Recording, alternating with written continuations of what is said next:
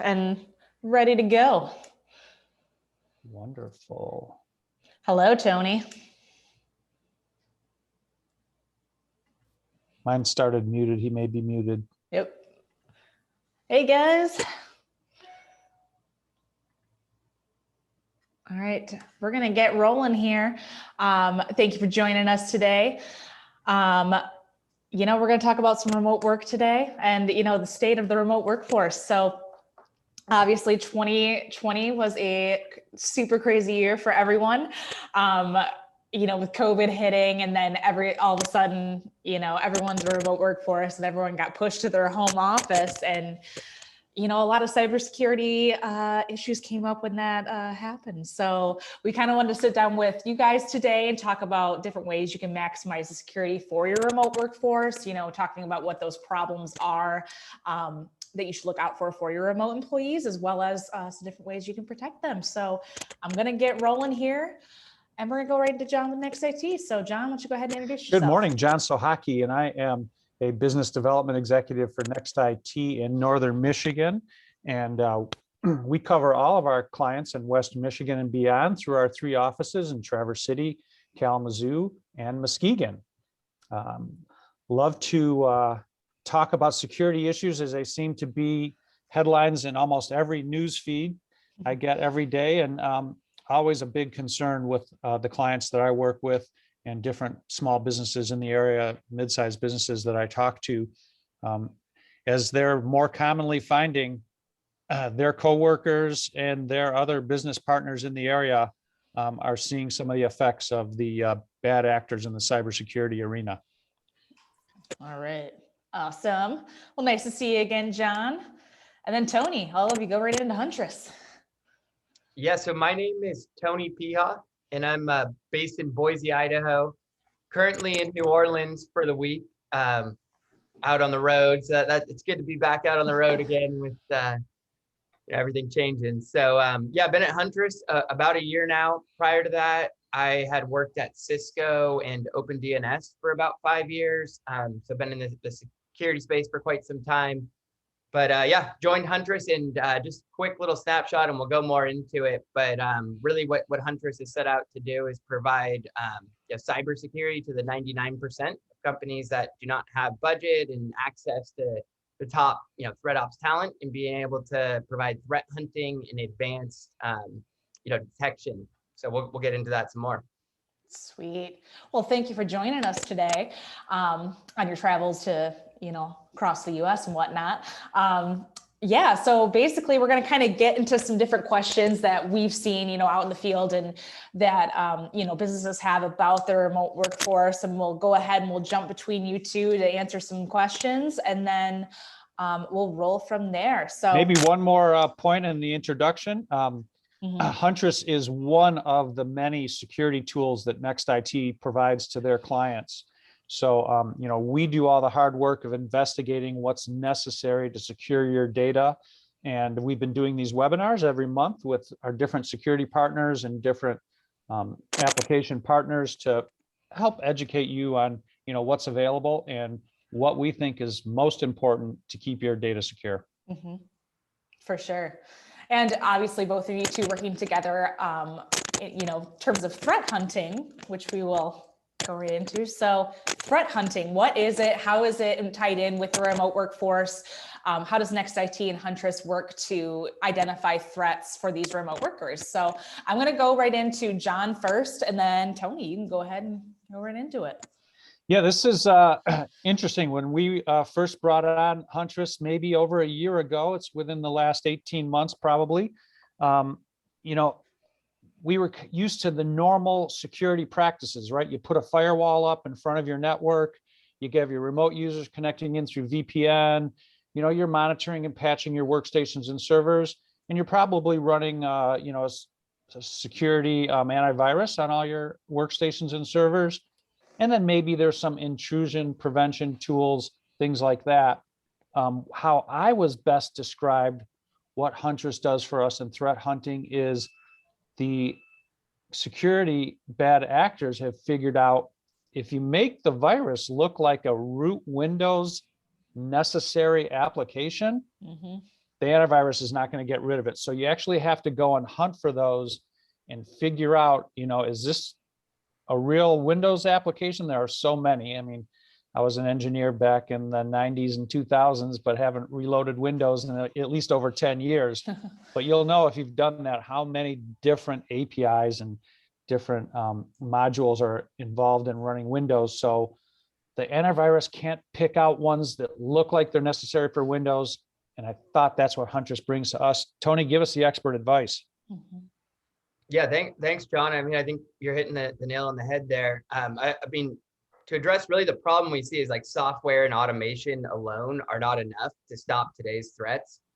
These bad actors, they're sophisticated, they're really good at what they do. And probably the biggest thing is they have humans on their side, right? And so if we're just relying on these, tools to prevent, we're really kind of missing the boat there as far as this human intelligence that, these bad actors are constantly trying to find ways to break past those preventative tools. And eventually they're going to get in.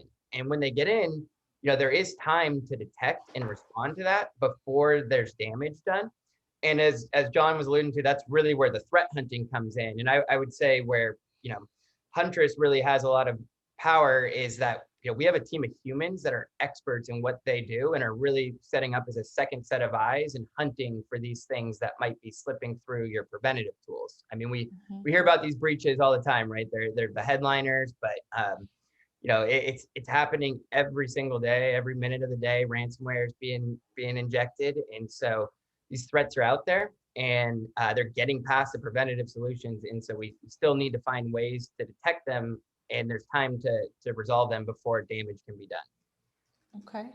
I like that terminology, bad actors. That's a really good way to describe, those applications that are in your Finder, you're getting downloaded that look like, something that should be there, and then it's not. So awesome.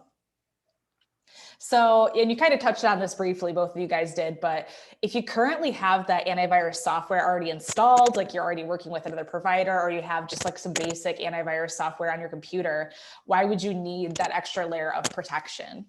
What's the benefit of having that extra layer of protection, essentially? You go first, Tony. Yeah, so, I have kind of a good recent example of this in our partnership with Next IT and some things we've worked on with them, but a reason to partner with a company like Next IT and Huntress beyond just using antivirus would be really like the security expertise and response when these 0-day threats do happen. So the example I was getting to is, not sure if you heard about the Exchange exploit that affected Microsoft back in early March. And the Huntress team was actually, we found out about it from one of our partners alerted us. So, one of our IT providers that we work with, and they let us know. And at the time, Microsoft had, publicized, they knew about the attack, but they had said that it was only targeted towards like large enterprises. And our founders and threat ops team really went to work in researching this. And we found that actually, 2,000 servers that are of partners that are working with us were impacted by this. And we actually were able to help alert Microsoft that this is a little bit bigger of a breach than they had anticipated. So at the same time, this was all happening like the wee hours of the night, like when our kind of threat ops team and founders were all like, working and researching this and figuring out how we can best help our partners.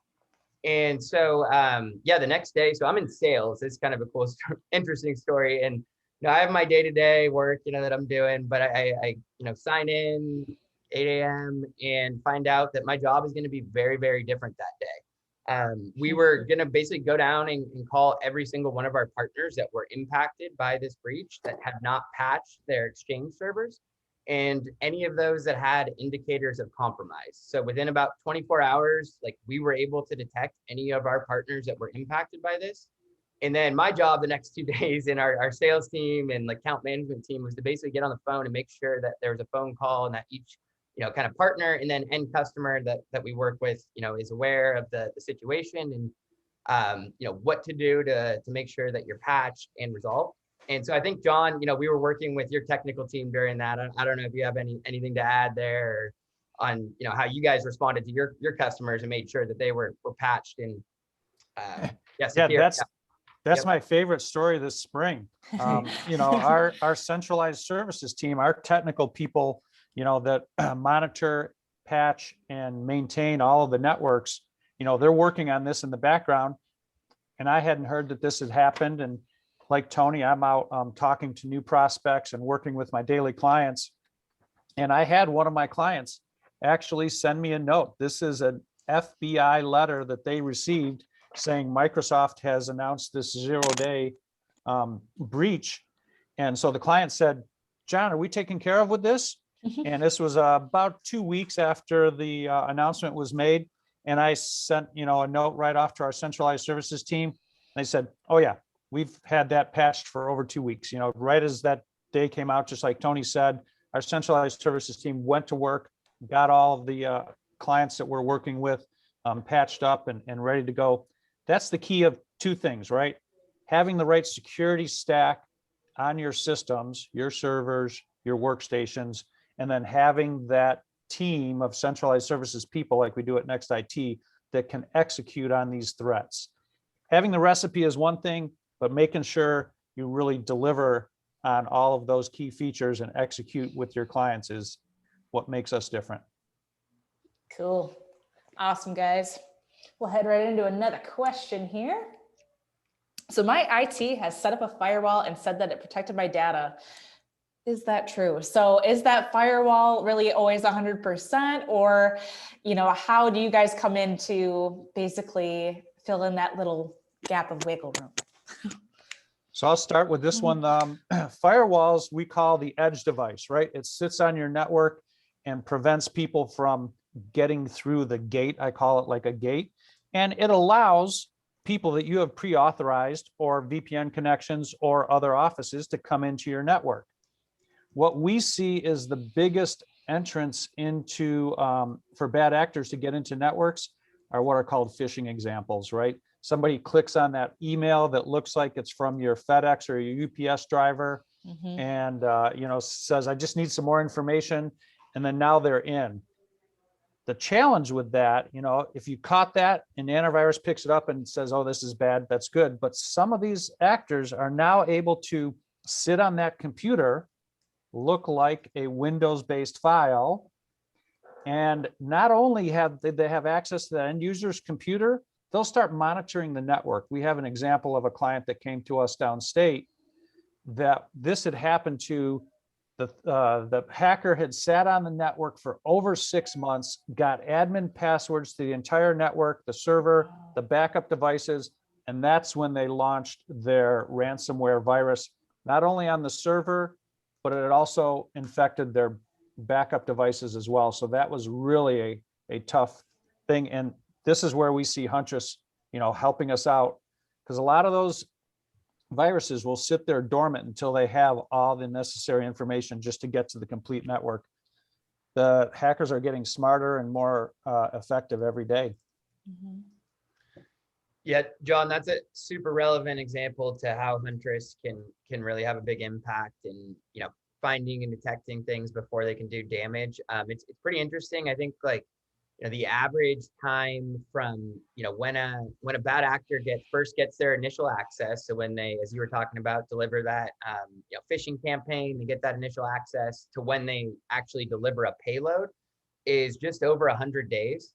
So that's actually come down too in the last 6 months. It used to be like 120 days. So I mean, they're getting better, right? But they're still, they're not, it's not typical where they're gonna, get their initial access and then start, doing damage right away. Like a lot of these times, these bad actors, right? They want to cast a wide net, infect a lot of systems, and then once they get in, they don't want to have to redo that work when they're ready to go, do damage or drop their ransomware. So they're gonna, leave this trail where they have this long-term persistent access, as John was talking about. And that's exactly what our threat experts are hunting in on a daily basis, is that realm of persistency where, we're looking for these trusted applications like Windows that are being abused by these bad actors, and, really taking advantage of your own tools and using them against you so that your security tools don't detect them. And yeah, that's really where, combination of working with someone like Huntress and Next IT can really help secure you from these advanced threats that are popping up every day now. And before we get off this slide, I'd just like to point out the firewall is just one piece. We recommend you have security in the cloud, at your edge, which is the firewall, on your workstations, in your applications, and then that last piece of security that's really important, end user training, right? No matter how many locks you have on the door, if that person lets someone into your business, they're there and have gotten permission because of maybe a let's not say a careless worker, because these phishing examples are getting really specific and they look real, and I've had clients that have, another thing is called spoofing, where a hacker will get an internal email and then resend that out internally into your organization. So it looks like it's internal, but then there's a link that connects you up to their hacking site, and that's another way they can deliver a payload. Yeah. I kind of bouncing off that, John, just because I've been working with you guys and attending these webinars that you guys have been doing every month, talking about phishing. Just yesterday, actually, I had an email come in and then a phone call from Amazon saying that my package was trying to be delivered and that they couldn't get into the building. Can I get your account information to, verify the order so we can try and, set up a redelivery date? And I was on the phone and I went, okay, this is weird. Nope. Oh, okay. This sounds like a scam. Hung up. I ended up calling the official Amazon number being like, hey, it says my package was trying to be delivered. It sounded a little scammy to me. And then they verified to me over the phone with this legit number that, yeah, that was a scam. That email's a scam. Look out for this. And that was a very common thing because I've had packages that, have been misdelivered or whatnot always. So that was a very easy miss or me to assume like, yeah, like, go ahead, I'll give you my account information so you can get me my package that I want. But that's a great example of just something that happened the other day that, because I've been attending these webinars knowing, okay, yep, that's weird. Let's not pay attention to that. And let's report that to Amazon to make sure it's true. And then, yeah, so I just want to bounce off that with a real life example yesterday. So good. We made an impact with at least one person. Yes. All right.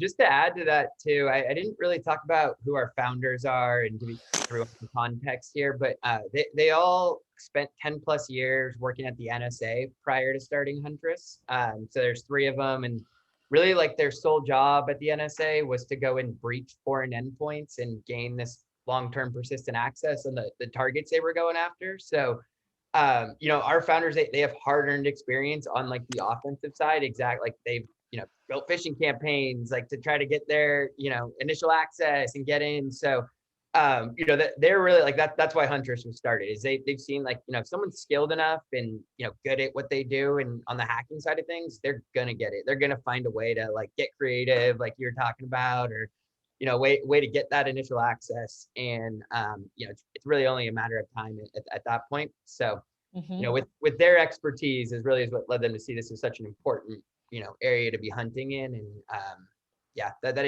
these threats can still be stopped. Okay. Yep. Sweet. Awesome, guys. We'll move on to another question for you.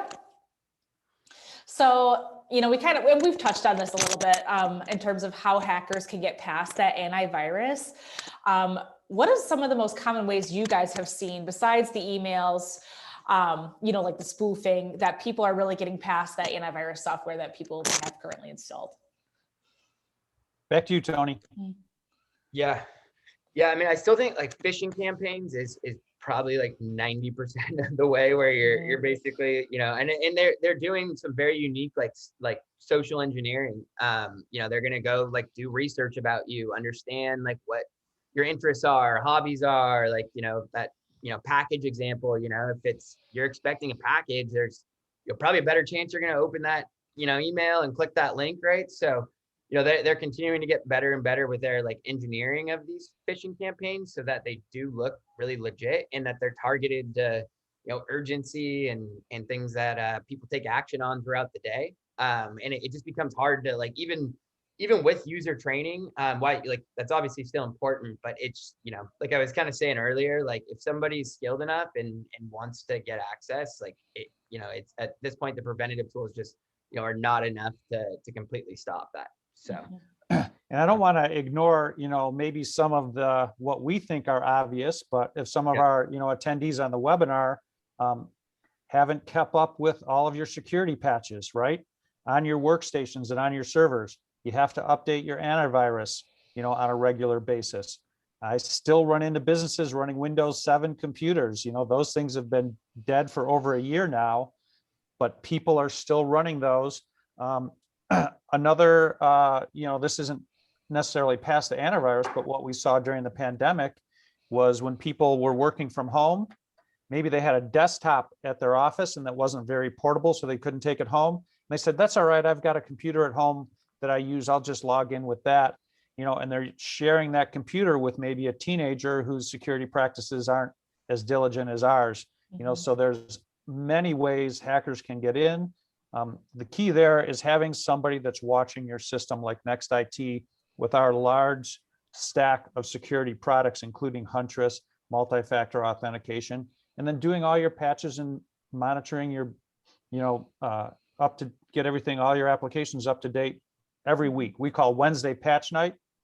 Our guys and our internet speeds go way up on Wednesday nights because we're out there patching and making sure everybody's security tools are up to the latest and greatest revisions. Sweet. And Awesome. John, I'm glad you brought up multi-factor authentication because that's so important.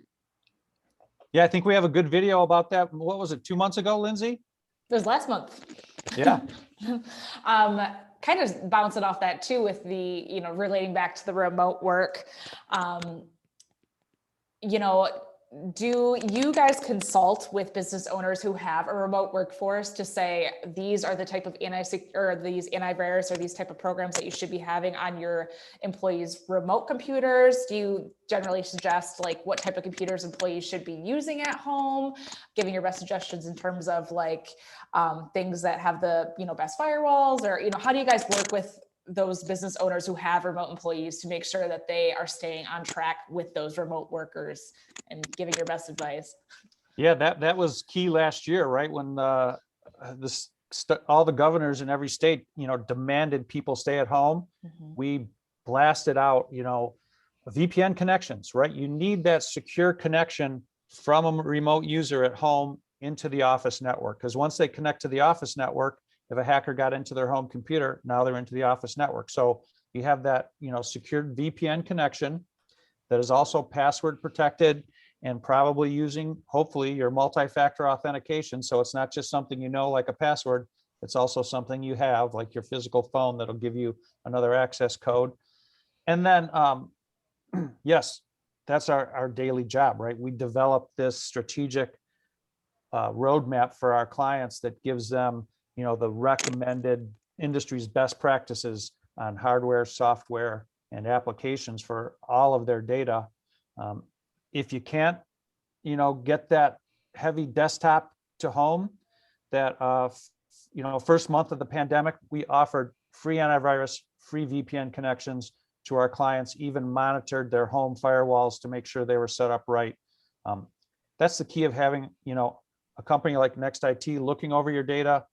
And what we do is find the best partners in the industry like Huntress to load into our security stack.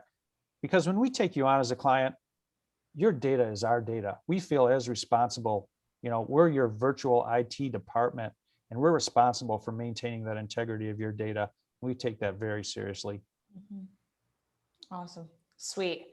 Awesome, guys. Well, I think I have one more question, and I just want to remind all the participants that if you have any questions, you can go ahead and drop them in the Q&A box, and we'll go ahead and answer those at the end. If you guys have any remote workforce questions or any questions about, how you guys are currently doing things with your remote workforce, but I think we have one more. Sweet. How does Huntress and Next IT work with their regular program updates required? I'll happen to either one wants to do that. So yeah, I get daily notices if Huntress finds any breaches in any of my clients. So there's a dashboard that I go to and I identify it and I can alert that client right away. They also work with our centralized services team. If it's something they've identified as a potential threat, then we'll go in proactively and remove and quarantine that program to make sure that it's not, gaining access to your system. Like Tony said, a lot of times that bad actors will get in, but they don't actually, do damage for a number of days. And the key here, hunting out this threat, is getting to it before they, wreak havoc on your system, load a ransomware virus, start compromising data, things like that. Back to again, the key is having that team of people at Next IT that are constantly monitoring and getting these alerts, and have that experience to know how to fix and correct actions if they do happen. Cool. Sweet. Yeah, and I think Huntress fit in really well with Next IT's approach, because our agent and like the way that it's deployed is very unintrusive to the end user and your workday, and like the services. I'm sure that rest of the services that John deploys out, like we're not going to be bricking machines or getting that blue screen to death, right? Like I know that was important when Next IT was evaluating Huntress, that they wanted to make sure this was a service that fit into their model, where it's not going to be impacting your day-to-day work by, implementing more security practices. Mm-hmm. Yeah, that goes back to my FBI story, right? The client said, John, are we taken care of?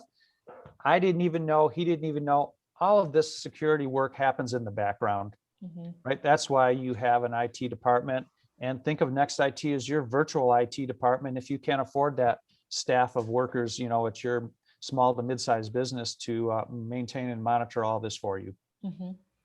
Awesome. Kind of touching on that too, as I remember even one of the first jobs I had out of college, it wasn't Next IT, it was a different IT provider that had worked for our company. And we'd be just working throughout the day, and all of a sudden, we'd get that blue screen, or we'd get something that was like, oh, yep, the internet's down again, or this is all down again. Guess they're doing patches on this or doing this. I don't know what's going on, but we're down. And we would have no idea what was going on. And what we love about Next IT is, like, if there is scheduled maintenance, obviously we know way ahead of time, but we're never getting, those outages or, going down to where we're out for 4 hours during the day and we're like, what's going on? So that's been a major perk with having, Next IT helping us out too. So, all right. I think that was it, guys. Well, I wanted to thank you both for joining me today. We wanted to offer, our participants a free 14-day trial of the Next IT and Huntress dashboard. I know you guys touched on that dashboard a little bit, how that works, for watching those threats come in, but also, identifying those threats and taking action right away. So you'll get instant access to the Huntress services and features on that dashboard, receive custom incident reports, and, check out the footholds and identify threats, before they take hold. So what we're going to do too after this webinar is we're going to go ahead and message all the participants and give you guys this offer so that you'll be able to claim it. But also you guys can reach directly out to John or Tony at their emails. We're going to be sending out this webinar as well with your email contacts. So if they wanted to reach out to either of you two directly, they can go ahead and do that as well.